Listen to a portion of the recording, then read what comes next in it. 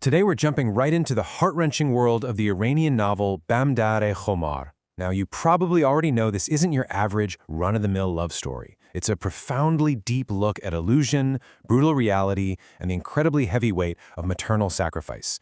It's a story that really forces us to ask what youthful rebellion actually costs in the end. Let's start right in the heat of Defiance. Mahbuba, our protagonist, famously declares, "I'm a modern, educated girl. I should choose my own husband." That line basically sets the stage for the entire tragedy, doesn't it? She is fiercely throwing away her aristocratic family's traditions, all in the name of modern independence. She sees herself as enlightened, completely breaking free from the past, and she's absolutely convinced that her education gives her the ultimate right to chart her own course, totally brushing off her family's concerns. And that brings us to the core conflict.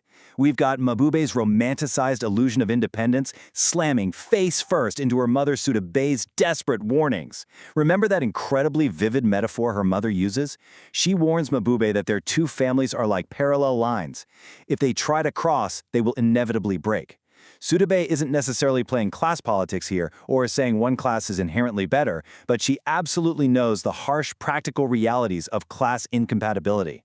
But Mahbuba is so intoxicated by this illusion of love, she's completely blind to that fundamental truth. Part 1. The Brutal Reality Unveiled. When you trace Mahbuba's rapid descent, the timeline is just staggering. I mean, within a single month, she goes from a rebellious, hopeful bride to facing immediate regret.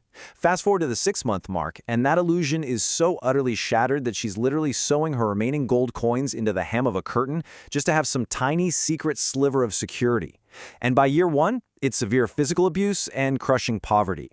We're watching her transition from the elegant parquet floors of her aristocratic home straight into a cramped, dirty brick courtyard, ultimately having to sell off that hidden gold just to survive another day. Let's look at what that survival actually looks like on the ground. Mahbuba's suffering hits her from every possible angle. She's thrust into crushing poverty in her husband Rahim's carpenter home, and she faces severe, escalating physical beatings. But it doesn't stop there. There's constant verbal abuse and cruel humiliation from her mother-in-law, too. She's violently forced to hand over her jewelry and her fine clothes just to fund their lifestyle.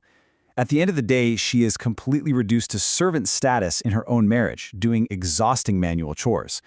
The daily reality is just grim. She's violently stripped of her dignity and her possessions. The sheer physical toll of all this is absolutely crucial to understand. The source text is horrifyingly detailed here. It describes her injuries as massive bruises the size of a palm, leaving her skin the color of an eggplant. The text explicitly paints this picture of her arms covered in dark bruises from Rahim's beatings, even noting visible teeth marks where she was bitten during an assault. It's a visceral, terrifying picture of domestic violence that just totally obliterates any naive illusion she had of a modern romantic marriage. Part 2. A Mother's Silent Agony. Oh God, let me die. Look at what that boy has done to this girl. That right there captures the sheer, unadulterated heartbreak of Mahbuba's elegant, aristocratic mother, Sudabay. This is her raw reaction when she discovers the undeniable evidence of domestic abuse on her daughter's body. Seeing those massive, dark bruises on her own child pushes a loving mother to the absolute brink of despair. And we really see a stark contrast between the maternal figures in this story. On one side, we have maternal grief in its purest form. Sudabay suffering silently in absolute agony for her battered daughter, completely helpless to fix the irreversible choice Mahbuba made. Then, juxtapose that against Rahim's mother. She actively participates in Mahbuba's degradation.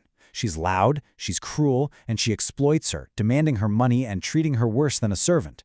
It really highlights the devastating clash of cultures and values, specifically looking at it through a deeply maternal lens.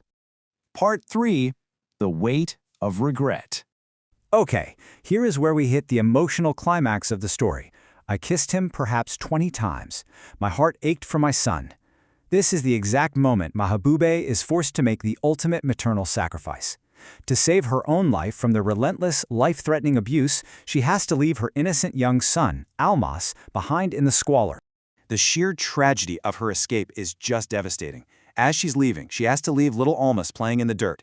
She actually begs him not to touch the dirty, algae-filled pool water so he doesn't get sick, fully knowing she won't be there to protect him anymore.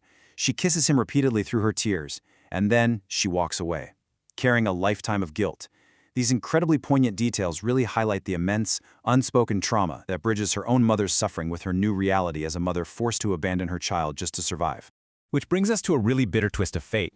Mabube spends the rest of her life mourning her lost son. But in a deeply tragic irony, the narrative concludes with her finding this bittersweet solace in raising the children of Mansour.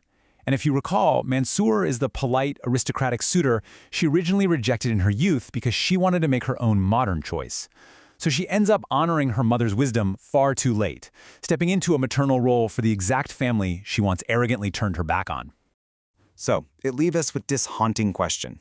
Was the intoxicating illusion of rebellion worth the ultimate sacrifice of motherhood? It forces us to take a hard look at everything we've unpacked in this explainer today. Does the fleeting triumph of youthful defiance ever justify the generational cycle of pain, abuse, and maternal heartbreak it leaves in its wake?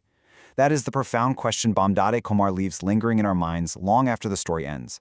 It really makes you think about how the choices of one generation completely alter the next. Thanks so much for joining me to explore this powerful story today.